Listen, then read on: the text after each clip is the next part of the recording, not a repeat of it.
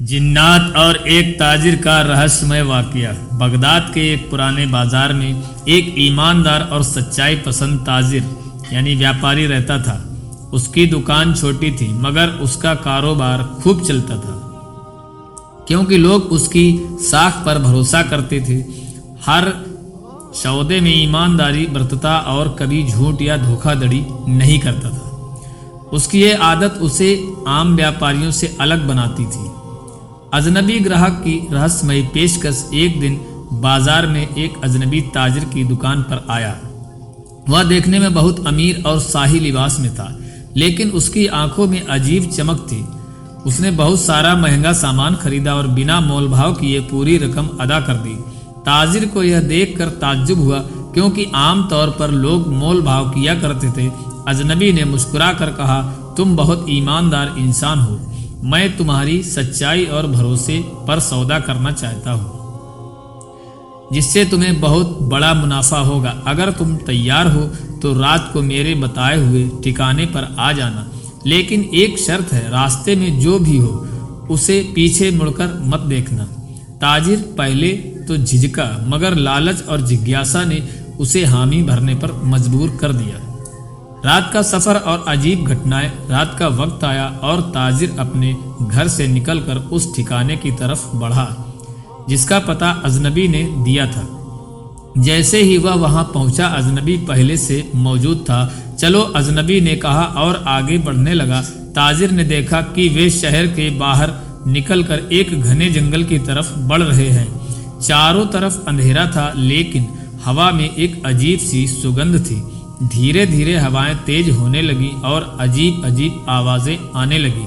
कभी लगता जैसे कोई उसका नाम पुकार रहा हो, कभी महसूस होता कि उसके पीछे कोई चल रहा हो। मगर उसे अजनबी की हिदायत याद थी, पीछे मत देखना। जैसे जैसे वे आगे बढ़ते गए, अजीब घटनाएं बढ़ती गईं। अचानक पेड़ हिलने लगे और एक काली परछाई उसके पास से गुजरी। किसी ने उसके कंधे पर हल्का सा हाथ रखा, लेकिन ताजिर ने हिम्मत नहीं हारी और चलता रहा। रहस्यमय गुफा और जिन्नात की दुनिया। कुछ देर बाद वे दोनों एक पहाड़ी के पास पहुंचे, जहां एक बड़ी गुफा थी।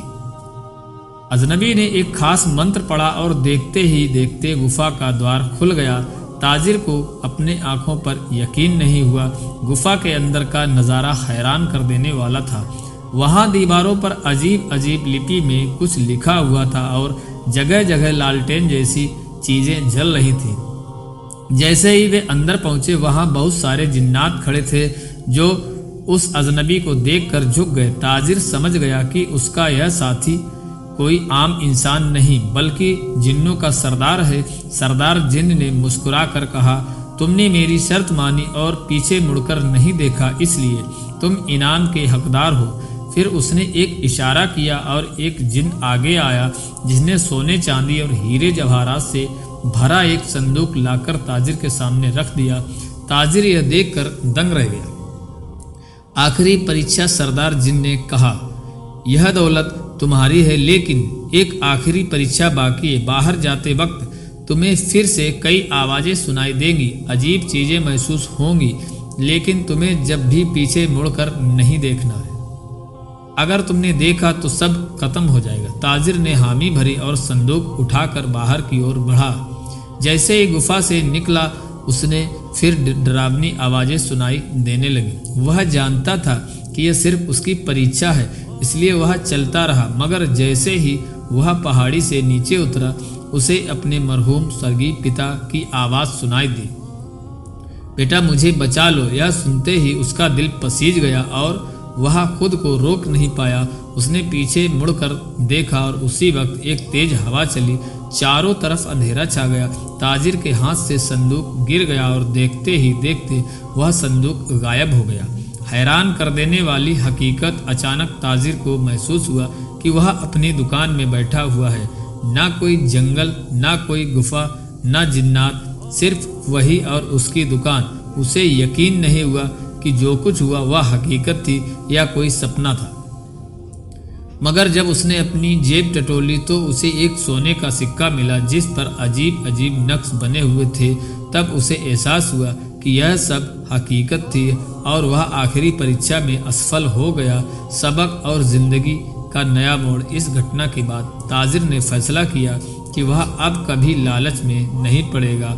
उसने अपनी मेहनत और ईमानदारी से अपना कारोबार बढ़ाया और खुदा की दी हुई नेमतों पर संतोष करना सीख लिया। यह वाकया हमें ये सिखाता है कि ज़िंदगी में कुछ चीज़ें लुभावनी ज़रूर लगती हैं, लेकिन सब्र और ईमानदारी से काम लेना ज़रूरी है।